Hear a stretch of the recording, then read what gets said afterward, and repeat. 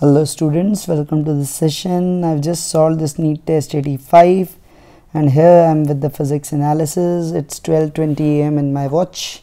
Now in this paper I've regarded 4 as tough, though you might like 1 and 2 as not that tough. 26 were medium and 15 were easy. So what I can make out the paper is, let's say you can say it is easy to medium. You can say not medium exactly, not easy, it's somewhere between easy and medium.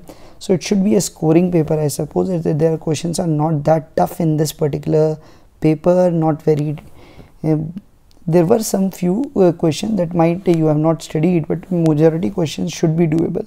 So what I feel, anyone doing good enough in physics should get 125 score here, and those who are doing very nice should get 155 or 160 plus, you can say, in this particular paper. So let's see what is it. Let's start. Starting with a sample of pure 66 copper, 7/8 of it decays into zinc within 15 minutes, the corresponding half-life. So 7/8 decays, that means 1/8 remains in 15 minutes. You know 1/8 remains in 3 t-half, so 3 t-half is 15 minutes. So directly you can go t-half is 5 minutes. So it's a very easy one to begin with. So first question is a nice easy starter. Next. Stationary hydrogen atom in the first excited states emits a photon. If the mass of the atom is m and its ionization is energy z, then the recoil velocity acquired by the atom is okay. So it emits a photon. That means clearly the transition would be from n equal to 2 to n equal to 1. So the energy that would be liberated, delta E, that you can directly say is 13.6 z square, that is E, that is the ionization energy, into you can write it as 1 by 1 square minus 1 by 2 square. This is directly comes out as 3 by 4. Now this energy will be distributed to both. That would be equals to the energy of the photon, that we can write as what we can know, that is, let's say, hc by lambda, plus the recoil energy, that is half mv square. So also this atom was stationary, so the momentum carried by the photon would be equal to the momentum carried by the atom, which that is mv is equal to h by lambda. So I can write this h by lambda as mv into c, plus this what we had, this half mv square, that would be equal to 3 by 4. So what we are left with, we have to find the value of this v. So this is what we are getting. It's a quadratic equation, okay. So if I solve it, it is mv square by 2 plus mvc minus 3 by 4 equals to 0. So applying that quadratic formula, it would be minus b, that is minus m into c, plus only because negative cannot be, so I am rejecting negative in a straightforward, that is m square c square plus 4ac, that means this 4 goes, it would be 3 by 2 me, 3 by 2 me, that I am getting divided by 2a means here m. So this m thing goes, so it becomes minus c, plus here the under root will become c square plus 3 by 2 e by m, I can write. So going by the options that I am having here, so it comes out as, it is coming out as option A only, that is going to be the answer. Next one, what it says, bullet of 0.02 kg traveling horizontally with speed 250 strikes a block of wood of mass 0.23 kg which rests on a rough horizontal surface. After the impact, both move together and come to rest after traveling a distance of 40 meter. The coefficient of sliding friction on the rough surfaces. So first of all, just before and after, we will neglect that friction thing and simply apply that conservation of linear momentum. What I will write, 0.02 into 250 would be equal to 0.23 plus 0.02, that is 0.25 into final speed v. So that final speed v comes out as 0.02 into 250 upon 0.25. Let's say these decimals gone, so this is 10 into 2, that is 20 meter per second. Now if this is 20 meter per second, we directly know on a rough surface the stopping distance is v square by 2 mu kg. So that is given as 40, that would be equal to 400 upon 2 mu k into g. You have to take 9.8, so take 9.8. So this comes out as 10, so you have 19.6 mu k equals to 10. So mu k comes out as 10 upon 19.6, so it is slightly greater than 0.5, because 10 by 20 would be 0.5. So as per the option, it should be 0.51. I'll go for option C. Next, two bodies collide as shown in the diagram. During the collision, they exert an impulse of magnitude j on each other, okay. For what value of j the 2 kg block will change its direction of velocity, okay. will change its direction of velocity, you have to find out. So this 2 kg, to change its velocity, we know its momentum here now is 12 kg meter per second. So to reverse, it should be receive an impulse. We know it will push it here, it will be pushed here, so it should be pushed by a force that should be greater than 12. So it is definitely J must be greater than 12, then only it can turn the direction. Next, particles are released from rest at A and slide down the smooth surface of H to a conveyor B. The correct angular velocity of the conveyor of radius r to prevent any sliding on the belt as the particle transfer to the conveyor is. So what we have at this point, the the conveyor belt speed, that would be omega r, that should be equal to that root 2 gh, because it was what we had, it is a smooth one. So what we have, what we need, omega must be equal to root 2 gh by small r. Sorry, they have written small r, I should also write small r. So root 2 gh by r, not done, this is I am doing a mistake, root 2 gh by r. So going by the option, it is option C. Okay, next one. So that was also an easy one. Two short bar magnets of dipole moment m and m root 3 are joined at right angles to form a cross as depicted. The value of theta for which the system remains in equilibrium. So for a system to remain in equilibrium, it receives a torque mb sine theta clockwise, and this is the right angle, so it would be 90 minus theta. It will receive torque here, it should be equal to m root 3 b sine of 90 minus theta, that is cos theta, you know. So tan theta comes out as root 3, so that theta is clear cut 60 degree. So we'll go for option C here. Next, in the circuit shown, power dissipation is 150 watt, then R is, I think this is also repeated. Circuit's power dissipation is 150, then R is, so we know the circuit power dissipation can be written as V square by R equivalent, that is 150. So R equivalent comes out as 225 upon 150. That is what we can make. So it is 225 upon 150, that would be equals to 2R upon 2 plus R. So first of all, this is 15, this is 10, or you can say this is 3, this is 2. So what we are left with, 6 plus 3R equals to 4R. So this R comes out as 6 ohm. So we'll go for option B. So not a very tough one. There are also many methods you can employ. Next, two coils are placed close to each other. The mutual inductance of the pair of the coils depends on relative position. Yes, orientation, it depends. So this is the first material. Material won't be that important. The current in the two coils, no. The rate at which currents are changing, no. So it will only be relative position and orientation of the two coils that we can say, that is the most appropriate one here. Next, three capacitors, each of capacity 4 microfarad, are to be connected in such a way that the effective capacitance is 6. This can be done by, okay, we have 3 of 4 and we have to get 6. So what I can say, the best method would be like this. Put it like this. This is 4, 4, 4. These two are in series, that becomes 2, 2 and 4, that is 6. So connecting 2 in parallel and 1 in series, no. Connecting 2 in series and 1 in parallel. Next, three capacitors, okay, that one is gone. Okay, in the shown figure, the charge appearing on the conducting shell of radius r, okay, charge appearing on the conducting shell which is grounded of radius r when a point charge q is kept at a distance d from the center of the sphere. So what it would be now, because of this I can say, just look at this center, we know the field inside will be 0, so potential of center will also be 0. So V of center due to this charge would be kq by d. So let's say some charge will be induced, which we say kq dash upon r, that should be equal to 0. So q dash directly comes out as minus qr by d.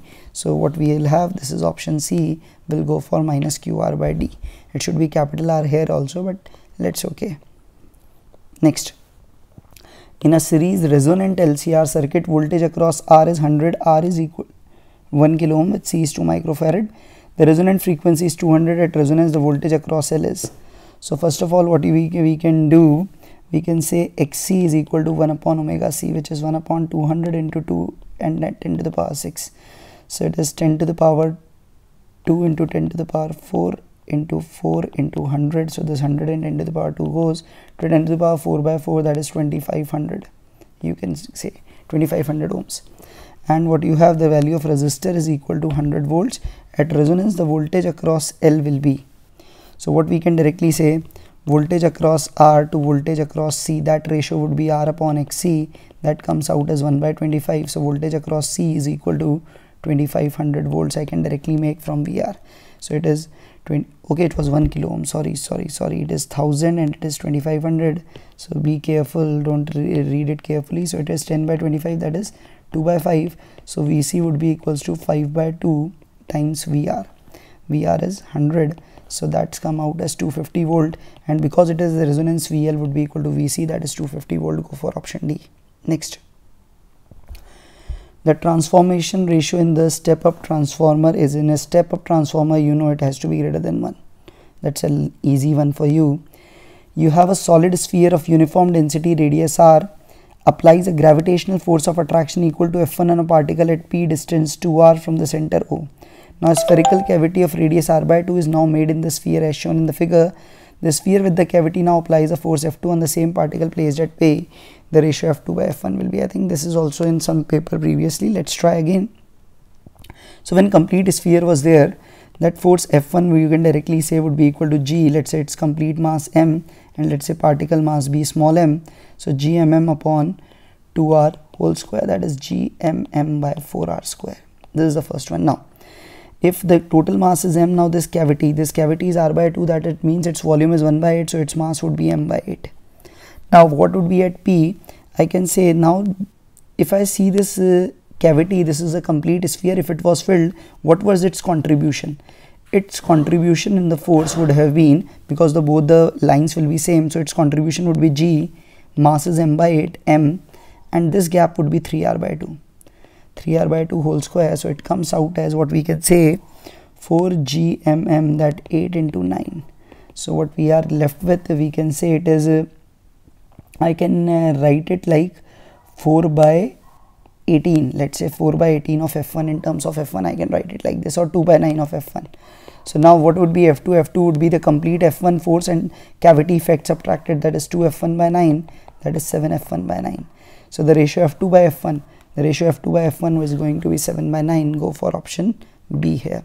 So nice one based on cavity. Next, again a cavity. Cavity of the radius r by 2 is made inside a solid sphere of radius r. The center of the cavity is located at a distance r by 2 from the center of the sphere like the above one. The gravitational force on a particle of mass m at a distance r by 2 from the center of the sphere on the line joining both the center of sphere and cavity is opposite to the center of cavity will be okay. So again it would be like the same thing that we did right now. Let me draw it. So okay, I'll change it, need to change the pen. Yes, now this is what we had, and we have made a cavity again. Okay, and let me draw by hand only. So this is a cavity that is being made like this. Now this is the point we are talking about. So what we need, gravitational force from the center of the sphere on the line joining is.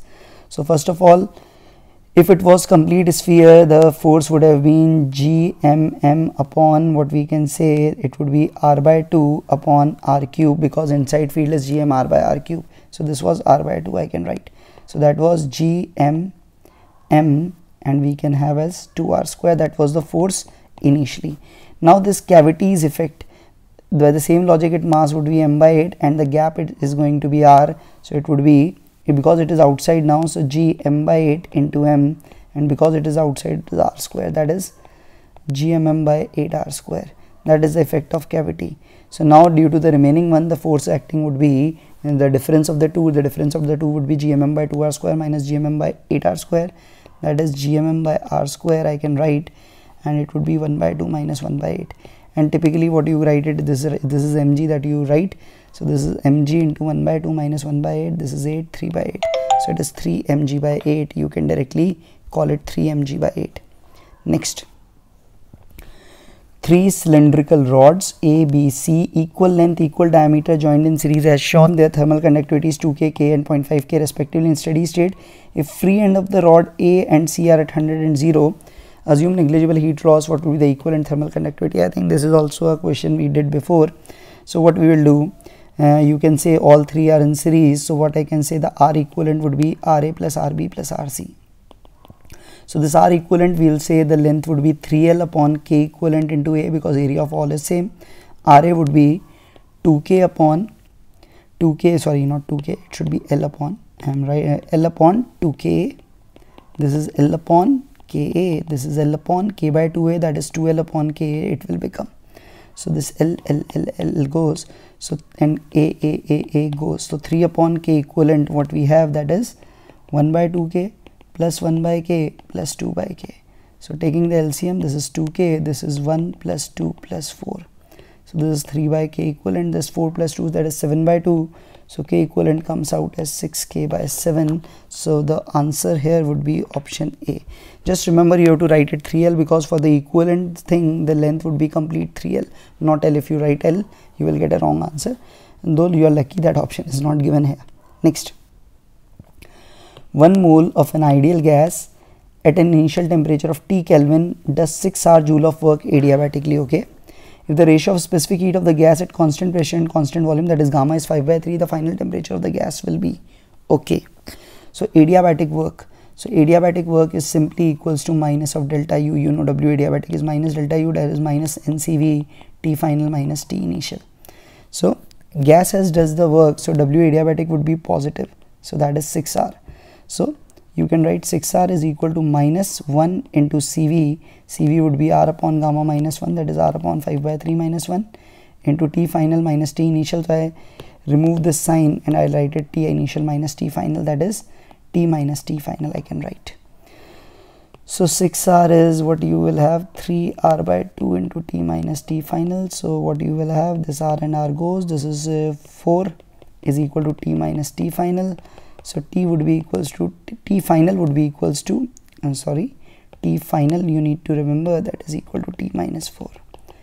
T final would be T minus 4 Kelvin. So we'll go for option D here.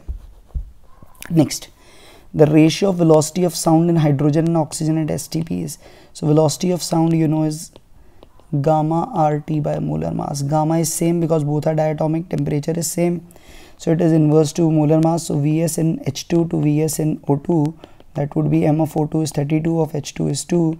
So what we are left with, 32 by 2, that is 16, that is 4:1. Go for option C here.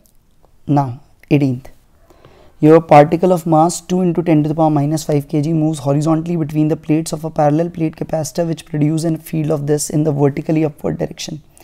A magnetic induction is applied at right angle to the electric field and normal to both E and V. Okay, if G is this and the charge on the particle is this, then the velocity of the charged particle so that it comes to move horizontally is, that means the net force must be 0. So look at it, these are the plates, electric field is upwards and we have a particle moving horizontally and the charge on this is 10 to the power minus 6. So the one force is QE acting like this, one is going to be mg. So first let me check which is more, QE or mg. What is the value of QE? QE comes out as this is 10 to the power minus 6 and E is 200. So that is 2 into 10 to the power minus 4 newtons. And the value of mg is 2 into 10 to the power minus 5 into 9.8. Okay, into 9.8. So it comes out as 1.96 into 10 to the power minus 4 newtons. So slightly the net force would be upwards. So net force would be upwards, and let's say if this is the velocity, so to balance this upward force the magnetic field should be coming towards you, and what we can have that for the force QVB, that should be equal to this 1.96 into 10 to the power difference of these two, that is 0.04 into 10 to the power minus 4. So what we have, Q is 10 to the power minus 6, what is V? V is what you need to find. Okay, and B is 2, that is 4 into 10 to the power minus 6 I can write. So this goes, so V comes out as 2 meter per second. So simple calculative one, but a nice question. Next one, with a standard rectangular bar magnet, the time period of a vibrational magnetometer is 4 seconds. If it is cut parallel to its length into 4 equal pieces, the time period of the magnet when one piece is used is, okay, bar magnet breadth is small, that is given to you. So here it is given, you have cut it parallel to its length like this. So when you cut it, just remember cutting this doesn't changes the time period, because in this case the mu becomes, the magnetic moment becomes mu by n, then I also becomes I by n, because mass is 1 by n but the length remains same, I proportional to ml square. So the time period 2 pi under root I by mu b remains same, so it will be 4 seconds, no change will take place. Next, two stations are 110 km apart on a straight line. train starts from A at 7 am, travel towards B at 20 kmph. Another train starts from B at 8 am, travel towards A at a speed of 25 kmph. At what time they will meet? Okay, when they will meet, let me check. Let's say this is A, this is B. The gap is 110. So it starts at 8 am. So what is the location of this train A at 8 am? It must have traveled 20 kilometers. So it would be here. This is the train traveling from A. So now this is the train traveling from B like this. This is going there forward and this is coming towards it. And now the gap is not 110, it is 90. And what is the V relative? V relative, because both are coming towards each other, it would be 45 kmph. So I can directly make out at 90 kilometers to cover at a relative speed of 45 kmph, time required would be 2 hours. So 2 hours from 8 am, that is 10 am, they will meet at 10 am. You can directly go for it. Next. It was calculated that a shell, when fired from a gun with a certain velocity at an angle of elevation 5 pi by 36 radian, should strike a given target. Okay. In actual practice, it was found that a hill just prevented the trajectory. At what angle of elevation should the gun be fired to hit the target? So you remember there are two angles for same range. One is theta and one is 90 minus theta. So you can say one is theta and one is pi by 2 minus theta here. So the other one would be, that would be higher than this. So it will be able to clear that path. So pi by 2 minus 5 pi by 36. 36, it is 18 minus 5 pi, that is 13 pi by 36 radian. Go for option D here. Next. A piece of wire is bent in the shape of a parabola. Y is kx square. Y axis vertical with a bead of mass m on it. The bead can slide on the wire without friction. It stays at the lowest point when it is at rest.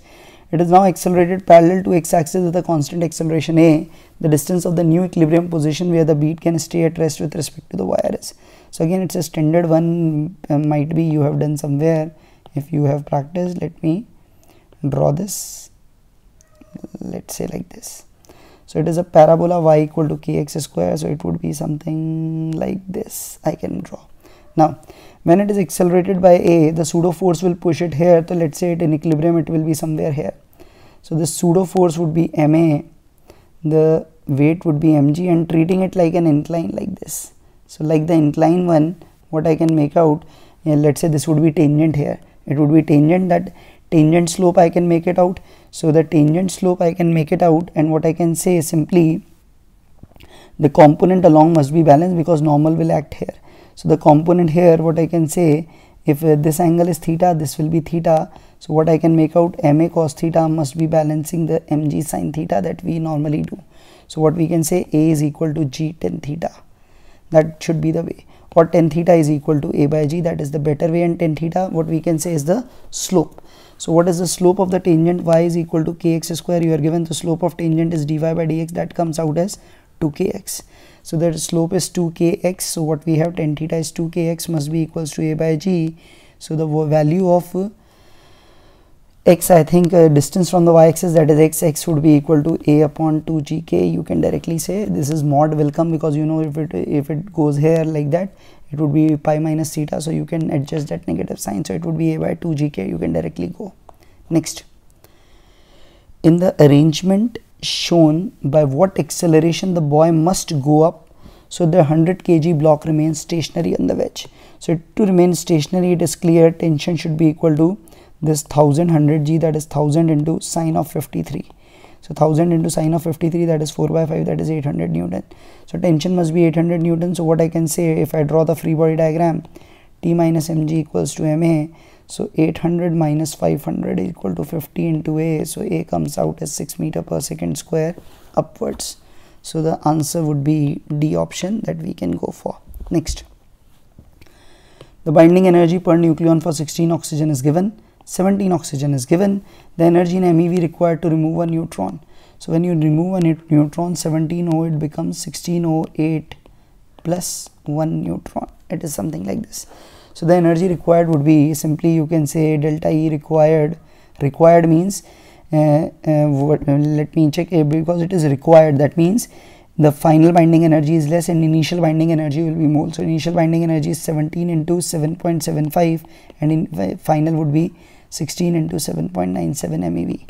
So what you have now, do the calculation. It's purely calculation, nothing else. 17 5s are 85 17 sevens are you have as 119 and 8, that is 127, and again 119 and 12, that is 131.75 minus 16 sevens are what you have 112, 16 nines are you have 144 and 11 155, 16 sevens are what we 112 and 15, that is 127. So 5 and 2 3, 7 and 5 2, 11 7 4, this is 4.23. And again they have given 5 options. They must have copy pasted from some, let's say, EMCET paper which has 5 options. Next, for a radioactive sample, the initial activity of the material was 8 CPS and after 3 hours it becomes 1 CPS. So it is like the first question, it becomes 1/8 in 3 hours. 1/8 means 3 T half, that is 3 hours. So T half is 1 hour. Same concept repeated. So that clearly shows they are short of ideas now. Next, a system shown in the figure consists of a massless pulley, a spring of force constant K and a block of mass M. The block is slightly displaced vertically downwards from its equilibrium position and release, and the period of vertical oscillation are going to be. So it is very interesting now. So what happens, let's say it is in equilibrium and let's say there was some tension and I'm not bothered to calculate it. Now when it is slightly shifted by distance x, when it moves by distance x, this pulley comes by distance x, and to get this x length here, the spring will stretch by 2x more. So extra stretch, extra force of a spring would be 2kx, that will be acting upwards, and that 2kx will be the tension, so that will also be acting. So the net force generated would be 4kx. So the what we can say, the acceleration produced would be minus 4kx by m. So you can directly say omega would be equal to root 4k by m. So time period is equal to 2 pi root m by 4k. Go for option what we have, 2 pi under root m by 4k, B not A. A had only pi root m by 4k. So that is an answer. Next, in an SHM, this is the time period. This is a very easiest one. Omega square is alpha, omega is root alpha, time period is 2 pi by root alpha. This is a very easy one for you. Next, the energy that should be added to an electron to reduce its de Broglie wavelength from 1 nanometer to 0.5, that means de Broglie to be halved. Lambda you know is h upon root 2 me. So lambda is 1 by root e. So to get it half, or you can say energy is 1 by lambda square. So if lambda becomes half, that means energy becomes 4 times, so thrice the energy has to be added to it. Next, light of wavelength 5000 angstrom falls on a sensitive plate with work function 1.9, the maximum kinetic energy is. So first of all, energy of photon is 1240 upon nanometer, that is 500. So that comes out as, this is 12.4 by 5, that comes out as 2.48 eV, and this phi is 1.9, so K max is 2.48 minus 1.9, that comes out as 0.58. So 0.58 eV. Go for option C here, no doubt about it. Next, if the air of weight W is filled in an empty balloon which weighs W1, the weight of the balloon will become W2. Suppose the density of the air inside and outside the balloon is same, then. So if the air of weight W is filled in an empty balloon which weighs W1, the weight of the balloon will become W2. So what we have, air was outside, air was inside. The amount by which it inflates, but due to air, that much buoyancy will act on it. So the net W2 has to be W1, because whatever be the air coming inside it, that would be equal to the buoyant force. So the net weight is going to remain the same here, because that will cancel up. So W2 would be equals to W1. You can directly make it out. Now what we have, a horizontal pipeline carries water in streamline flow at a point along the pipe where the cross-sectional area is 10 centimeter square. The water velocity is 1 meter per second. The pressure is 2000 Pascal. The pressure of water at another point where the cross-sectional area is 5. So what we have, cross-sectional area becoming half, so speed will get doubled. So it will become 2 meter per second square. So the pressure will be, because it is in a horizontal pipe, what I can write, P1 plus half rho V1 square would be equal to P2 plus half rho V2 square, and equation of continuity we already applied. So 2000 plus half into water, that is 10 to the power 3 into 1 square, would be equal to that P2 plus half into 10 to the power 3 into 2 square, that will become 4. So P2 comes out as 2000 plus half into 10 to the power 3, 1 minus 4, that is minus 3. So it would be subtracted, 2000 minus 1000 by 2 into 3, that is 500 by 3, that is 1500, that is going to be 500 Pascal. So they're not a tough calculation, it's an easy. Now the next, a convex rear view mirror. You are given a convex rear view mirror, focal length 20, fitted with a car. A second car 2 meter broad, 1.6 meter high, is 6 meters away from the first car and overtakes at a relative speed of 15. Then the speed of the image of the second car with respect to the first car is. So for the velocity of image and velocity of object in the car, in the mirrors, you know velocity of image to velocity of object, that is basically minus m square, that you write. M is the magnification. What is the magnification? You write for mirror as minus f upon u minus f. So the focal length is 20, or like let's say write 0.2 because it is in centimeters. U is 6 minus 0.2. It is minus 6, sorry. So minus 6 minus 0.2. It would be minus 0.2. This will become minus 6.2. This becomes 1 by 31, if I am right. Yes, it seems to be right. Yes. So it is 1 by 31 that I am getting. So magnification is 1 by 31. So velocity of image is going to be reduced by a factor of 1 by 31 whole square. Negative sign we don't need. We need just object speed, which was 15. So it is 15 upon 31 into 31. So it would be, how much it would be? It is going to be very, very small. 31 into 31, 31 into 31 is 31. 31 3s are 93, 961. So what would be 961? It is point. Then again 0, 1500, that is 1.01. There's something starting. Yes, this is starting. So I'll go for only this. You will do, it will come out like this. I can make it out. Next one. A plano-convex lens of refractive index 1.5 and radius of curvature 30 is silvered at the curved surface. Now this lens has been used to form the image of an object. The distance from this lens an object be placed in order to have a real image of the size of the object. That means it should be at the 2f at the center of curvature of the equivalent mirror. Now what would be the equivalent mirror? First of all, for the lens, if I have this plano-convex lens, first of all, what is the focal length of the lens? So 1 upon FL would be equal to 1.5 minus 1 upon R1, this is infinity, minus 1 upon, this will become negative, so it will become 30. So this focal length would be equals to 30 upon 0.5, that is 60 centimeter. You could have directly written like that, that you always write. This is 60 centimeter focal length of lens.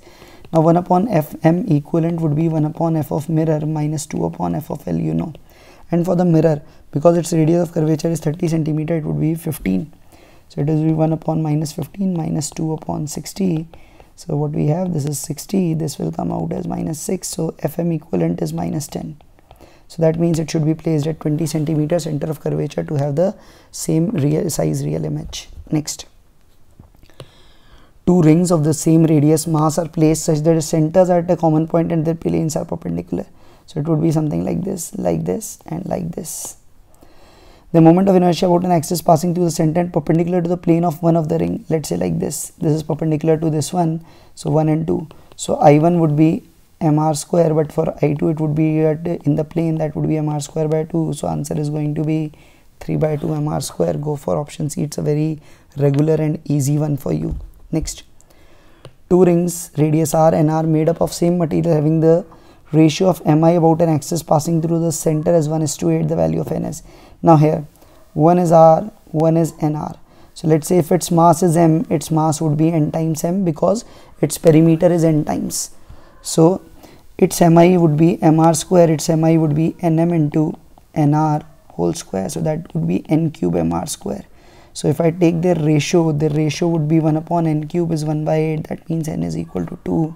So go for option A. So just remember the mass factor will also change. That could be the mistake you could do. The output y of the combination of logic gates shown is, okay, just look at it.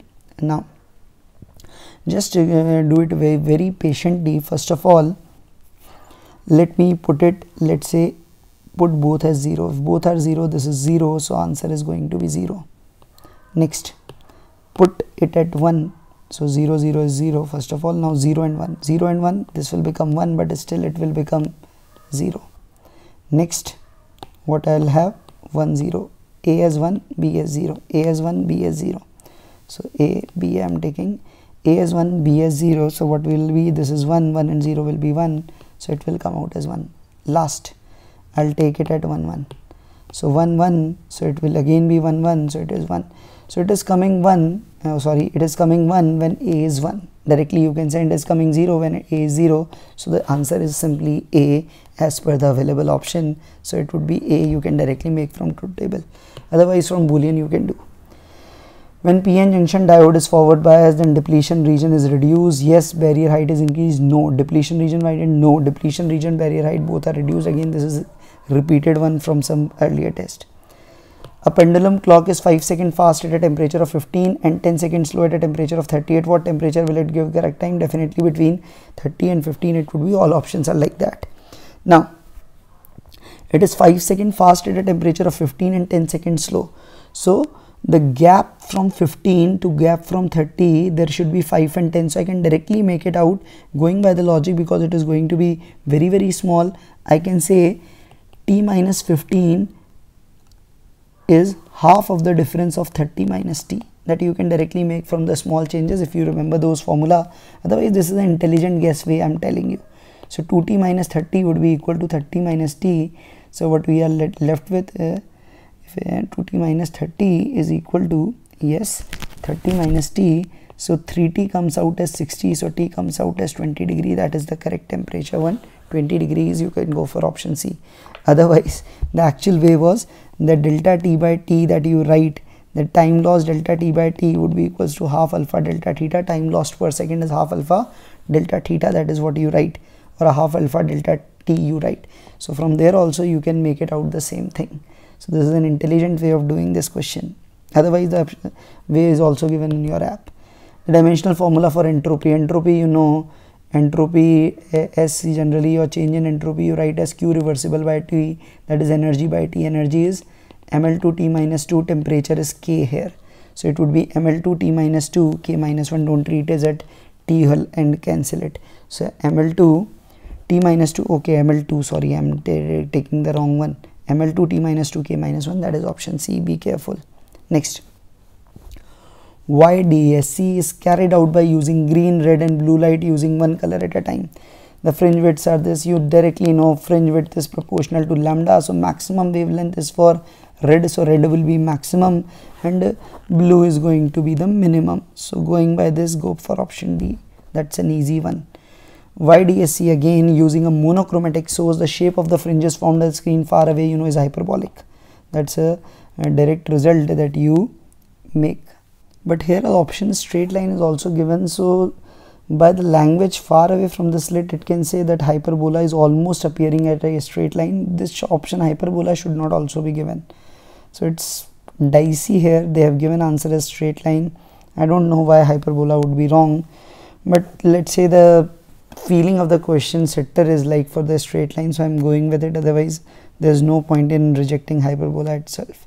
Next, a wave of frequency 500 Hz is a velocity of 350 meter per second. The distance between two nearest points which are 60 degree out of phase. So nearest point, that is with respect to distance, you know the phase difference is written as k delta x. With respect to time, at a same position at two different times it is omega delta t. Between two positions at same time it is k delta x, that is 60 degree, that means pi by 3. K you know is 2 pi by lambda into delta x. And lambda, so delta x you can directly make out is coming out as lambda by 6, and lambda you know is v by f, so v by 6f. So 350 upon 6 into 500, so what we have 35 upon 50 into 6, that is 300, that is in meters. So if you do in centimeters, it is 3500 upon 300 centimeters. So 35 by 3, approximately 12 centimeter you can go for, that is the answer. Shouldn't be written 12.0, I suppose. Okay. Two loudspeakers driven by a common oscillator and amplifier range as shown. The frequency of the oscillator is gradually increased from 0 and the detector at D records a series of maxima and minima. The speed of sound is 330, then the frequency at which the first maxima is observed is. So what we have, this is 40 and this is 9. So if the wave comes from here and the wave comes from here, it travels 40, and what it will travel under root of 40 square plus 9 square, that is root of 1681, which I think is 41. Let me check. 41 into 41, yes, 1. 41 4s are 164, 168, yes, it is 1681, 41. So it is 41 square. So the part difference is 1 meter. So for it to be a maxima, you know, it should be what I can say, it should be n lambda. So lambda is 1 by n, which you write as v by f. So f would be n times v. So f would be n times v. So minimum f would be the frequency, the first minima would be observed would be n times v, that is 330 hertz. So we'll go for option B here. Okay, so this is the B one. Next, second last now. Body constrained to go along z-axis is subjected to a constant force like this. Are the unit vectors. What is the work done in moving a distance 4 along the z? So only z component will be effective, all are perpendicular. So this is 3, this is 4, 3 4s are 12 joule. You can directly go because the rest two won't do any work. Wind powered generator converts wind energy into electric energy. Assume generator converts a fixed fraction of the wind energy intercepted into electrical energy. For speed v, the electrical power output you know is proportional to v cube. It is a very standard question, and the way is, what is the amount of energy it intercepts? So if wind is flowing like this with the speed v, and let's say this is a blade like on which it strikes. So first of all, if the speed is v, the length of air column that will strike it, or what you can say the energy incident per unit time, that is dk by dt, would be half dm by dt into v square. And because what is the amount of mass intercepted per unit time, you know, if the speed is doubled in 1 second, double amount will come. So this dm by dt will also be proportional to v, and this is v square, so it becomes proportional to v cube, and the fraction will also be now proportional to v cube. So directly you can go for this. Otherwise you write that this is a direct way of writing the things, nothing else. This is the way you can make it, and you know this question very well. So this was today's paper. Thanks for watching. Keep sharing the channel to your friends, to other aspirants. That is the only request from my side. Thank you once again.